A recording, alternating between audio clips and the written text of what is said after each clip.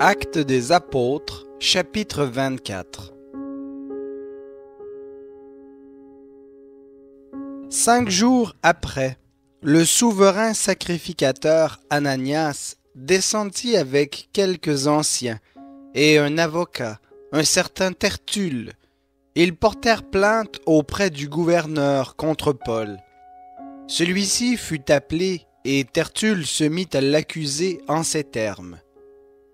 « La paix profonde obtenue grâce à toi et les réformes faites à cette nation par ta prévoyance, très excellent Félix, nous les accueillons en tout et partout avec une entière gratitude.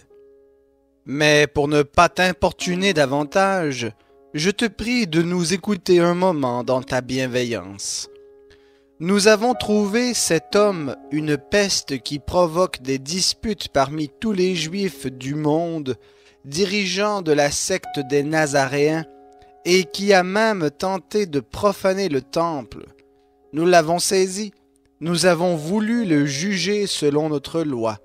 Mais le tribun Lysias est survenu et avec une grande violence l'a tiré de nos mains et a ordonné à ses accusateurs de venir devant toi.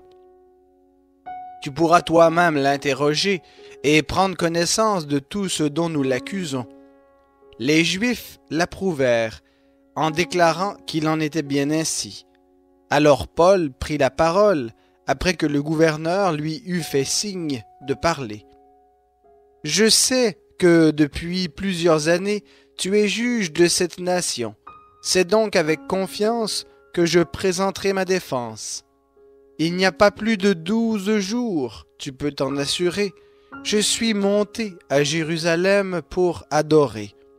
On ne m'a trouvé ni dans le temple, ni dans les synagogues, ni dans la ville, à discuter avec quelqu'un ou bien à provoquer un soulèvement de la foule, et ils ne peuvent pas prouver ce dont ils m'accusent maintenant. Je le confesse devant toi, je rends un culte au Dieu de mes pères selon la voie qu'ils appellent une secte. Je crois tout ce qui est écrit dans la loi et dans les prophètes, et j'ai en Dieu cette espérance, et ils ont eux-mêmes cette attente qu'il y aura une résurrection des justes et des injustes.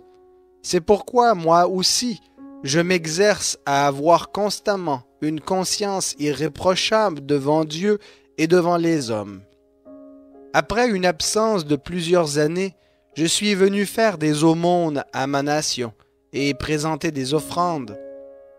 C'est alors qu'ils m'ont trouvé, moi qui m'étais purifié dans le temple, sans attroupement ni tumulte. Mais quelques Juifs d'Asie, ce serait à eux de se présenter devant toi et de m'accuser, s'ils ont quelque chose contre moi, ou bien que ceux-ci déclarent de quel délit ils m'ont trouvé coupable lorsque j'ai comparu devant le Sanhédrin, à moins que ce ne soit uniquement de cette parole que j'ai crié au milieu d'eux.